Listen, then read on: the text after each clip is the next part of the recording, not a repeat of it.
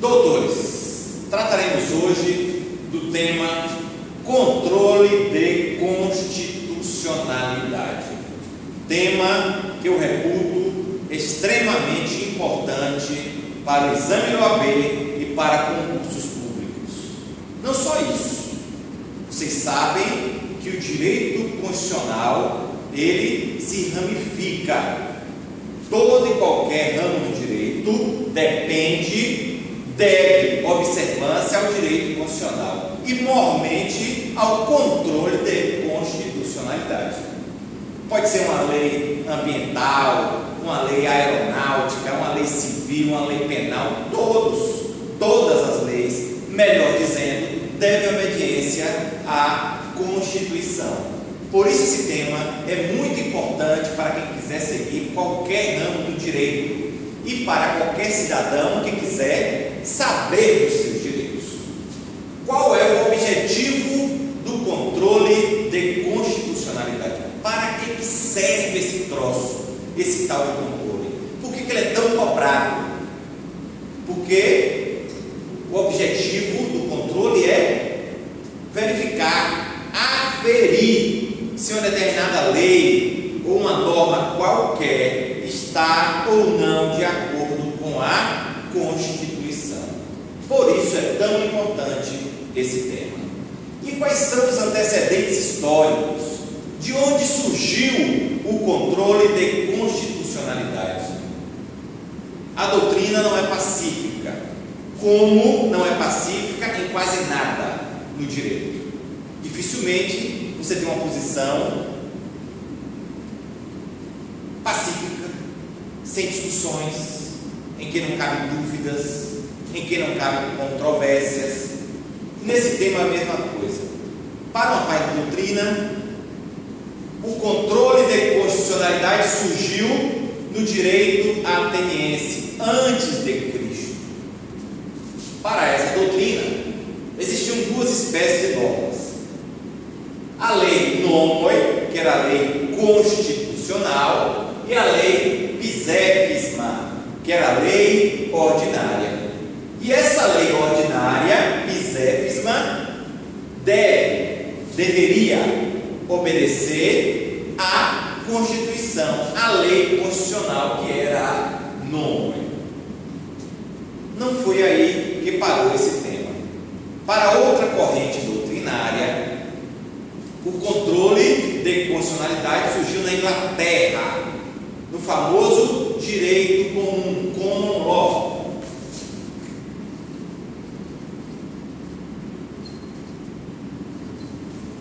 Direito comum em inglês. Uma parte da doutrina acredita que seja no direito ateniense, outra parte acredita que seja no direito inglês. Quem realiza o controle de constitucionalidade? Como é que é feito esse controle? É um controle judicial? É um controle político? É um controle misto? Pois bem, como é que funciona no direito americano? O direito americano adota o controle judicial. Vocês sabem, já estudaram, que o direito brasileiro segue e seguiu muito o direito norte-americano. Por exemplo, a primeira Constituição da República, a Constituição de 1891, foi fortemente influenciada pelo direito norte-americano. Tanto é que o Brasil se chamava Estados Unidos do Brasil. É a famosa Constituição Rui Barbosa, o mentor intelectual da nossa primeira Constituição republicana. E o Brasil, segundo boa parte da doutrina, inclusive a doutrina majoritária, adota o controle judicial, mesmo o controle adotado pelos Estados Unidos da América. Comporta exceções, obviamente. Vocês vão ver comigo daqui a pouquinho. Comporta exceções. Nem todos os países do mundo adotam o controle de constitucionalidade no controle judicial. Exemplo, França. A França faz o controle político. Não é o poder judiciário francês quem controla se as normas estão ou não compatíveis com a Constituição, e sim quem faz uma corte constituinte francesa, quem faz essa análise. E na Suíça? Na Suíça o sistema é misto. Existe o controle judicial, poder judiciário, existe o controle político. A Suíça, doutores, adota o mesmo sistema do Brasil em relação às federações.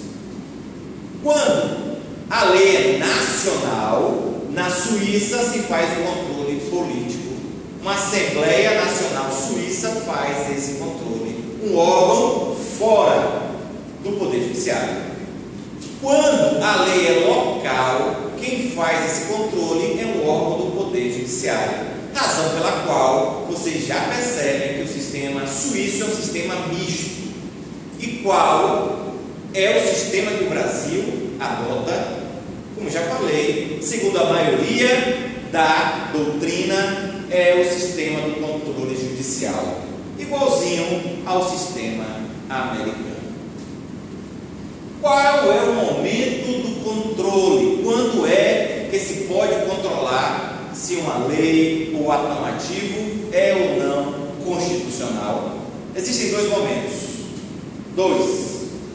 Controle preventivo, antes dessa norma passar a vigorar, e o controle repressivo, quando a norma já vigora e é eliminada do ordenamento jurídico. Quem faz o controle preventivo? Aquele controle que acontece antes da norma ingressar no ordenamento jurídico. Vejamos, o Poder Legislativo faz. Como? O Poder Legislativo, dentro do Congresso Nacional, nós temos as comissões de Constituição e Justiça, tanto da Câmara quanto do Senado. E qualquer projeto de lei, qualquer projeto de emenda constitucional passa por essa comissão antes de ir a plenário para ser aprovado. É essa comissão quem faz esse controle preventivo. Vejamos um exemplo. Digamos que no Brasil surja um determinado projeto de lei estabelecendo a pena de morte em tempo de paz, se numa relação conjugal um dos cônjuges trai o outro. Ou seja, se você der um corno na sua mulher ou vice-versa, sua mulher lhe der um corno, quem der o corno vai ser condenado à pena de morte. Isso é, por óbvio, completamente inconstitucional, porque fere seu direito à vida, que sobrepõe o direito a seu corno, a não tomar um corninho. Direito à vida é o maior direito resguardado pela nossa Carta Magna. E o fato de você tomar um corno, que é tão comum hoje em dia, vai levar a que a pessoa que lhe deu o corno morra? Seria razoável? Não seria razoável. Esse projeto de lei é flagrantemente inconstitucional, razão pela qual a própria Comissão de Constituição e Justiça, seja da Câmara, seja do Senado, fará o quê? Arquivará esse processo, não deixará que esse projeto ingresse no ordenamento jurídico. Nós tivemos outro caso, famoso esse caso. Inclusive, alguns livros da doutrina trazem esse projeto de lei famoso de um deputado federal. O que esse deputado pretendia? Esse deputado, mediante um projeto de lei, pretendeu tornar a doação de órgão no Brasil uma doação compulsória. Ou seja, a doação de órgão hoje no Brasil, como vocês sabem, é voluntária. Você doa se quiser. Você não é obrigado a doar órgão algum. Só doa você quiser. Além disso, se for em vida, nós temos alguns requisitos. O órgão tem que ser duplo, não pode haver mutilação do seu corpo. A pessoa para quem você vai doar tem que consentir com a doação. Tem vários requisitos. Mas esse deputado federal resolveu criar um projeto de lei que previa o seguinte: as pessoas condenadas a penas privativas de liberdade longas, penas longas, privativas de liberdade, penas de reclusão longas, elas teriam que doar o órgão compulsoriamente.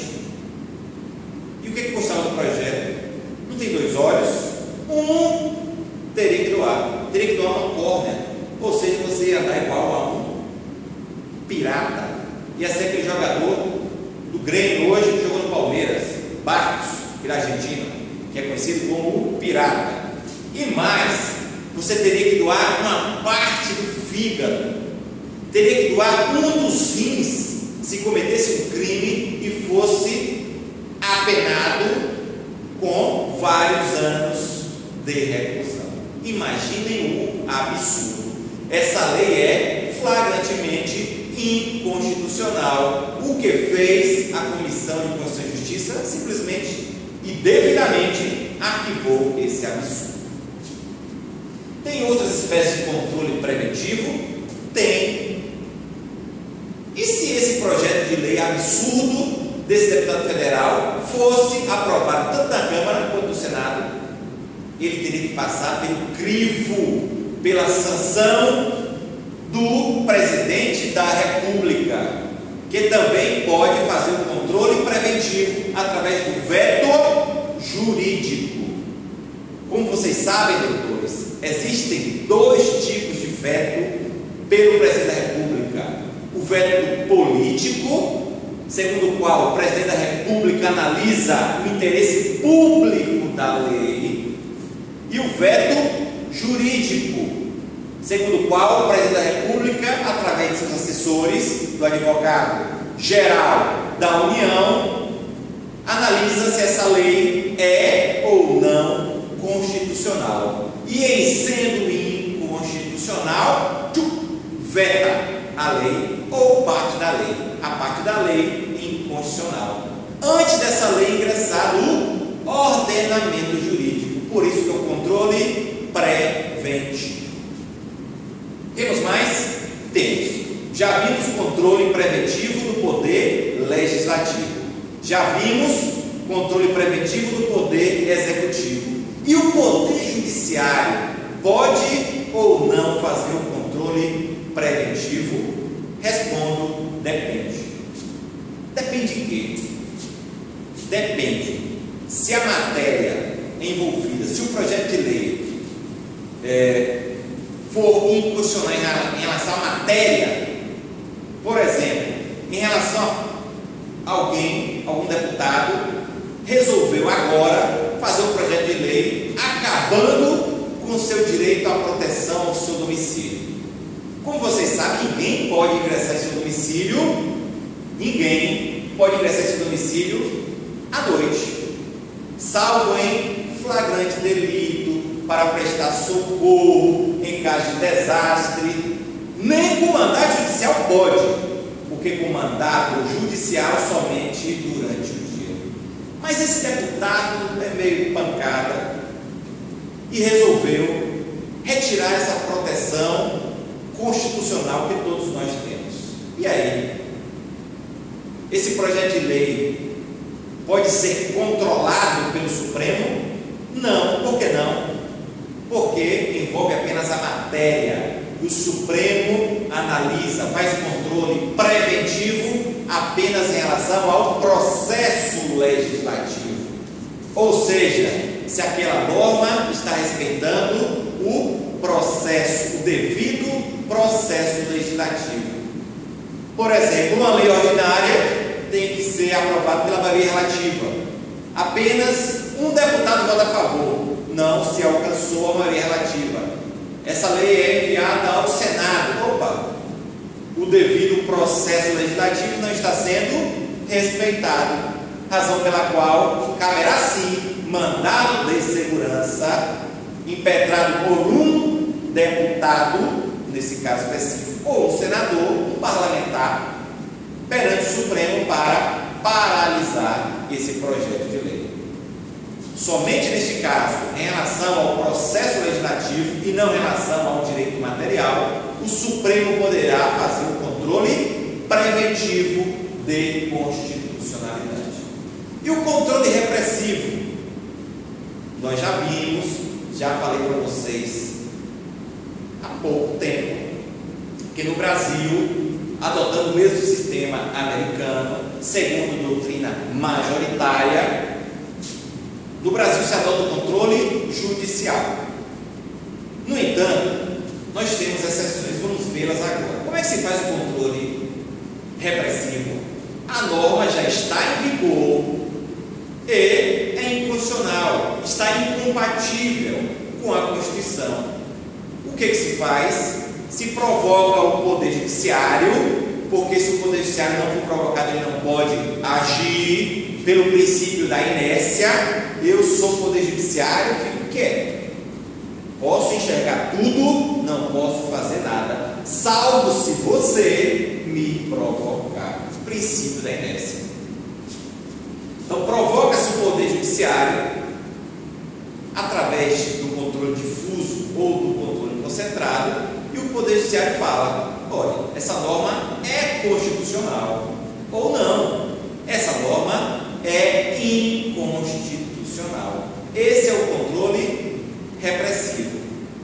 Indago a vocês: controle repressivo no Brasil é feito somente pelo Poder Judiciário? Não. A resposta é não. Por quê? Porque o Poder Legislativo também faz o controle repressivo. Querem ver um exemplo? Quando o Poder Judiciário entende que uma norma é inconstitucional no controle difuso, que vocês vão estudar comigo na próxima aula, detalhadamente o controle difuso e depois também detalhadamente o controle concentrado. No controle difuso, a decisão só faz efeito para as partes, chama-se efeito inter partes. Mas o Supremo comunica ao Senado, o Senado pode sustar a eficácia dessa norma, ou seja, fazer um controle repressivo de constitucionalidade. E mais, e a medida provisória? Quando o presidente da República edita uma medida provisória, o Congresso Nacional pode fazer o quê? O que o Congresso pode fazer? O Congresso Nacional pode rejeitar a medida provisória.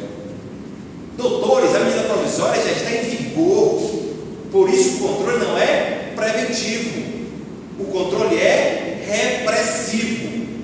E a medida provisória em vigor pode ser rejeitada pelo Congresso Nacional, razão pela qual o Poder Legislativo pode sim fazer o controle repressivo também, não somente o Poder Judiciário. Tem mais alguma hipótese? Tem. Quando o presidente da República exorbita, vai além, passa do seu direito de regulamentar uma lei. Surge uma lei, ele tem o direito de regulamentar, porque a lei se permite, no entanto ele exorbita, ele vai além. O que o Congresso Nacional pode fazer? Sustar a parte em que o presidente foi além. Controle repressivo, porque a lei já está em vigor e o ato do presidente regulamentando também já está em vigor. Por isso que o controle é a posteriori, controle posterior, controle repressivo, feito pelo Poder Legislativo. Quais são os sistemas de controle? Esse tema é mais longo, mais amplo, merece ser estudado com maior cuidado, maior cautela. Por isso que farei uma aula específica sobre controle difuso e uma ou duas aulas sobre controle concentrado, para que vocês saibam tudo que envolve sobre esse tema e arrasem na OAB e nos concursos públicos e na sua vida, se você for um profissional de direito ou for um cidadão que souber exigir os seus direitos. Doutores, tem dois tipos de sistemas de controle de constitucionalidade. Não vou adentrar com profundidade nesse assunto agora, mas só para que vocês saibam, existe o controle difuso e o controle concentrado. Como é que funciona isso? O controle difuso é um controle oriundo do direito americano. O controle concentrado é um controle oriundo da Áustria, do direito austríaco, de Hans Kelsen. Como é que funciona um? Como é que funciona o outro? Rapidamente. Detalharei mais na próxima aula. Mas como funciona, só para que vocês saibam. No controle difuso, a legitimidade é ampla. Qualquer cidadão pode pleitear judicialmente o controle difuso. Já no controle concentrado, apenas alguns legitimados podem, melhor dizendo, fazer.